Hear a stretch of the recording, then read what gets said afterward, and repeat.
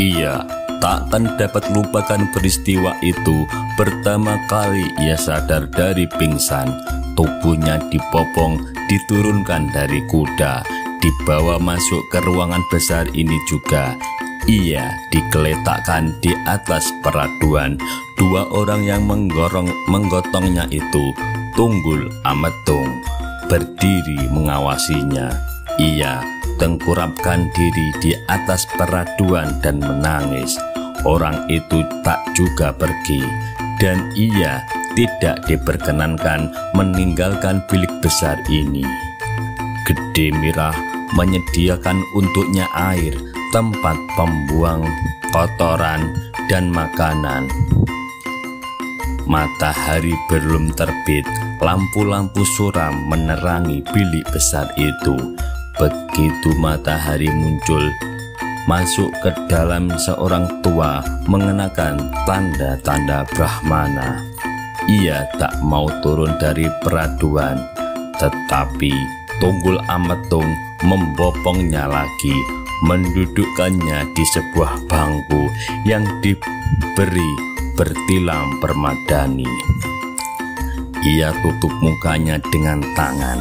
Tunggul Ametung duduk di sampingnya. Orang dengan tanda-tanda Brahmana itu telah menikahkannya. Hanya Gede Mirah bertindak sebagai saksi. Kemudian Tunggul Ametung meninggalkan bilik bersama Brahmana itu. Sejak itu ia tidak diperkenankan keluar dari bilik besar ini. Semua berlangsung secara rahasia. 40 hari telah lewat. Sekarang ini Gede Mirah meriasnya.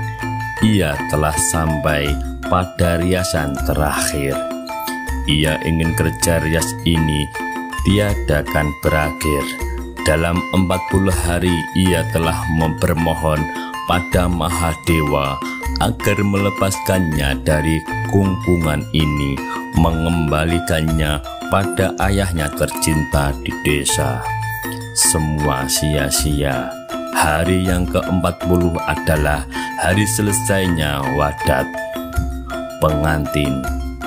Ia menggigil membayangkan seorang lelaki sebentar lagi akan membawanya ke peraduan, dan ayahnya tak juga datang untuk membenarkan perkawinan ini. Ia sendiri juga tidak membenarkan. Perawan terayu di seluruh negeri, bisik Gede Mirah. Tiada riasan sahaya pun, tiada orang lain bisa menandingi. Bedak telah menutupi sebagian dari kepucatannya. Sekali lagi air mata merusaknya riasan itu. Jangan menangis, berterima kasihlah kepada para dewa. Tak ada seorang wanita yang telah ditempatkan pada satu kedudukan oleh Yang Mulia Tunggul Ametung. Tak pernah Yang Mulia melakukan wadat kecuali hanya untukmu. Pernikahan itu takkan dapat dibatalkan. Yang suci belakangka adalah juga seorang Brahmana sebagai ayahmu. Mantra-mantranya sama mengikat dengan yang diucapkan oleh ayahmu. Dedes masih juga belum membuka mulut dalam 40 hari itu. Ia selalu terganang pada ayahnya. Tanpa pembenaran dan restunya, semua hanya akan menuju pada bencana. Dan sebagai gadis yang terdidik untuk menjadi Brahmani, ia tahu Tunggul Ametung hanya seorang penjahat dan pendekar yang diangkat untuk jabatan itu oleh Sri Kertajaya untuk menjamin arus upeti ke Kediri. Semua Brahmana termasuk ayahnya membencinya. 20 tahun sebagai Tunggul Ametung, pekerjaan pokoknya adalah melakukan perampasan terhadap semua terbaik milik rakyat Tumapel kuda terbaik, burung terbaik, perawan tercantik. Mari Dara. Dan ditariknya perawan itu berdiri dari duduknya. Dedes tetap tak bicara. Bedak dan mangir itu tak dapat menyembunyikan kepucatannya. Dada telanjangnya mulai ditutup dengan sutra terawang tenunan Mesir, tipis laksana selaput kabut menyapu gunung kembar. Peniti pada seutas tali emas membikin sutra terawang itu menyangsang pada lehernya. Sebagian menutup rambut, dan tali emas itu sendiri kemudian dilibatkan 3 kali pada leher untuk kemudian jatuh pada perutnya. Selembar sutra berselang-seling benang emas dan perak terkaitkan pada kondai dengan tusuk kondai jatuh melalui kuping kiri ke atas pundak.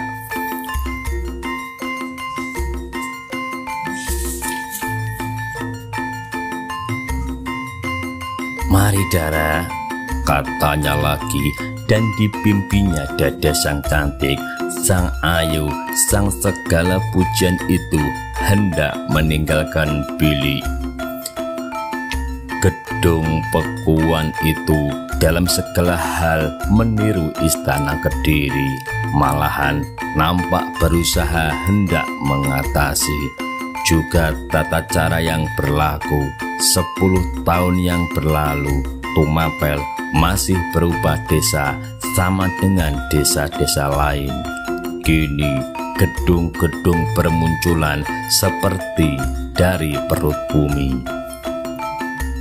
Tumapel berubah menjadi kota, dan berarus desa bawahannya berubah jadi kumpulan gubuk dan pondok bobrok. Tunggul Ametung Tumapel melambung naik jadi raja kecil dengan kekuasaan tanpa batas, hanya takluk pada Kediri. 2 orang pengawal mendengar gerincing giring-giring membuka tabir berat dari potongan ranting bambu betung, menghentakkan pangkal tangkai tombak sebagai penghormatan, membungkuk tanpa memandang pada Dedes. Gede Mirah menyerahkannya pada rombongan wanita pengiring yang langsung menyerahkannya pada yang suci belakangka Pandita negeri Tumapel. Semua menunduk mengikatkan pandang pada lantai. Juga Dedes, hanya yang suci mengangkat muka, memimpin semua meninggalkan keputrian menuju ke pendopo pekuan. Iringan itu merupakan permainan warna dalam siraman sirna matahari sore. Di depan sendiri Dedes dalam intan baiduri gemerlapan.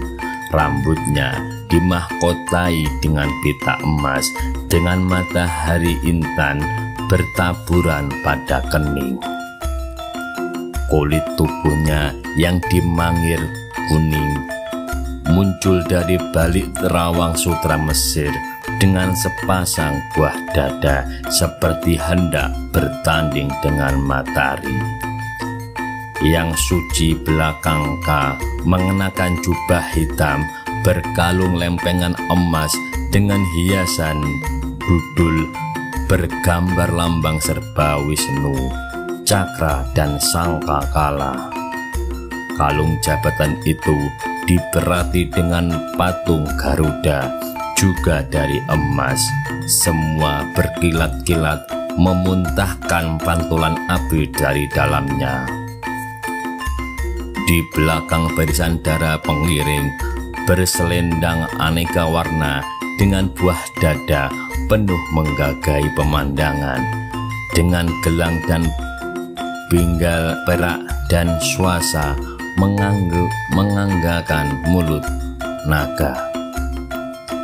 Iringan itu berjalan selangkah dan selangkah seperti takut bumi jadi rengkah berterinjak. Tetap tinggal yang suci yang tiada menunduk dengan jubah gemersik pada setiap langkah.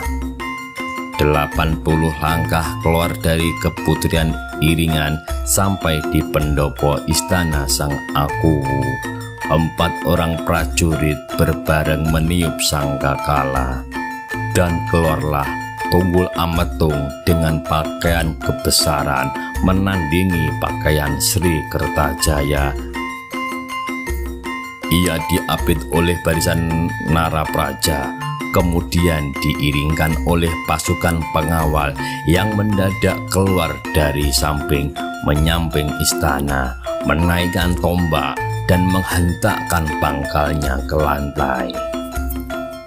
Sangkakala berhenti berseru-seru.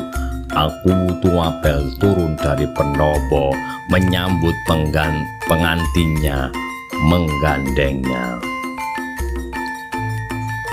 2 orang prajurit datang membawa 2 ekor kuda dengan hiasan serba perak. Mereka mengangkat sembah, kemudian mempersembahkan kuda mereka. Tunggul Ametung menolong Dedes naik ke atas kuda yang seekor. Ia sendiri menaiki yang lain, dan iringan itu mengikuti di belakang berjalan kaki, meninggalkan Pekuwuan langsung menuju ke alun-alun. 2 orang prajurit itu menuntun kuda pengantin, juga turun dari kuda Tunggul Ametung sendiri, menolong pengantinnya, membimbingnya mendaki tangga panggung. Janur kuning dan daun beringin menyambut kedatangan mereka, dan rakyat yang menonton di seputar alun-alun itu hening tanpa sorak-sorai. Para narapraja ikut naik ke panggung. Para pengiring berbaris bersila di bawah. Yang Suci Belangka berdiri di hadapan pengantin, memberi hormat, menyingkir ke samping menghadapi rakyat. Ia angkat tongkat sucinya. Keadaan semakin hening. Mendadak menderum genderang dari belakang para penonton. Dengan tangan kanan yang suci mengangkat gering-giring emas dan menggerincingkannya 3 kali. Berpuluh pandita dari seluruh negeri Tumapel yang didatangkan dari kota dan desa dan diturunkan dari gunung-gunung Arjuna, Welirang, Kawi, dan Hanung-Hanung berbaris seorang-seorang dengan jubah aneka warna dan bestar sesuai dengan warna jubahnya. Di tangan mereka terangkat umbul-umbul kecil, semua berjumlah 40 pandita. 40 hari pengantin telah mematuhi wadat perkawinan agung tata cara para raja dari jauh di masa silam yang sudah tak dapat diingat lagi kapan. Di belakangnya lagi sebarisan dara belasan tahun menari dalam irama gamelan. Pemimpinnya membawa bendera sutra merah besar, pertanda darah perawan pengantin diharapkan. Pakaian mereka kain batik, tanpa selembar pun baju, dengan perhiasan dan mahkota bunga-bungaan. Waktu sebarisan kepala desa menyusul, memikul patung dewa yang sedang duduk di atas punggung Garuda, seluruhnya terbuat daripada anyoman rontal. Penonton bersorak-sorai, kemudian mengangkat sembah. Hanya para Brahmana dan Brahmani yang berada di antara para penonton dan menyembunyikan kepercayaannya selama ini Dalam kediamannya masih dapat mengenal patung itu sama sekali bukan seorang dewa, hanya seorang raja yang diperdewakan Erlangga. Sesampai di depan panggung, semua barisan berjalan miring menjauh memasuki tengah-tengah alun-alun. Hanya barisan patung di atas Garuda itu tetap berhenti di depan panggung. Tunggul Ametung berdiri menggandeng pengantinnya dan memimpinnya berlutut, kemudian mengangkat sembah.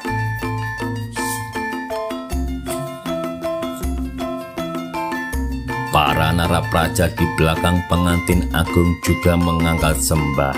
Yang Suci melihat tangan Dedes gemetar dalam sembahnya, dan ia lihat air matanya titik. Kemudian tangan itu jatuh lunglai di atas pangkuan. Belakangka membantunya mengangkat tangan itu dan memperbaiki sembahnya, berbisik menindas. Dewa sang aku sekarang juga dewamu.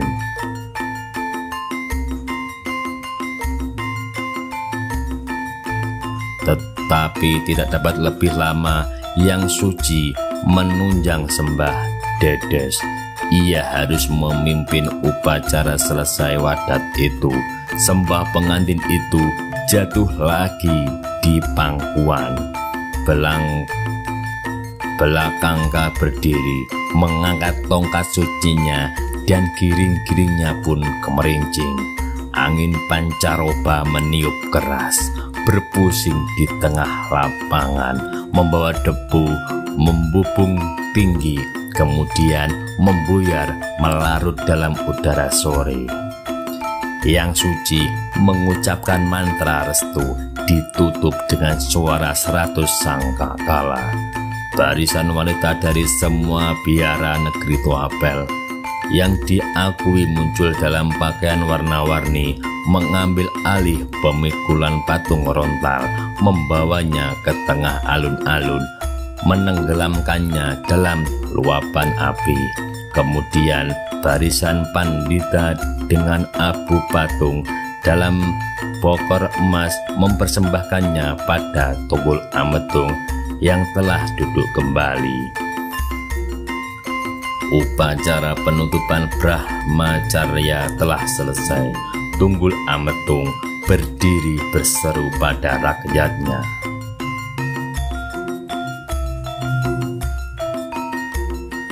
Demi Hyang Wisnu, pada hari penutupan Brahmacarya ini kami umumkan pada semua yang mendengar, pengantin kami ini, Dedes, kami angkat jadi Parameswari untuk menurunkan anak yang kelak menggantikan kami. Belakangka mengangkat tongkatnya tinggi-tinggi, terdengar sorak bersambut-sambutan. Dengan didahului oleh abu patung dalam bokor di atas talam di tangan seorang pandita, Aku Tumapel dan pengantinnya menuruni panggung, berjalan kaki menuju ke istananya. Para narapraja tinggal di pendopo, duduk bersimpuh. Aku dan pengantinnya dalam iringan Yang Suci, dan seorang pandita membawa bokor Abu Erlangga menuju ke bilik agung yang terletak di balik pendopo. Mereka dapatkan gede merah menyambut di dalam. Diterimanya bokor emas itu dari tangan pandita dan menaruhnya di atas meja, kemudian menyembahnya. Dedes berjalan tanpa kemauan. Ia dengar Yang Suci sekali lagi berbisik menindas. Basuhlah kaki yang mulia. Darah itu masih juga tak dapat membendung air matanya dan menangis tersedan-sedan. Ia memprotes entah pada siapa, seorang Brahmani yang harus mencuci kaki seorang sudra yang disatriakan oleh Kadiri.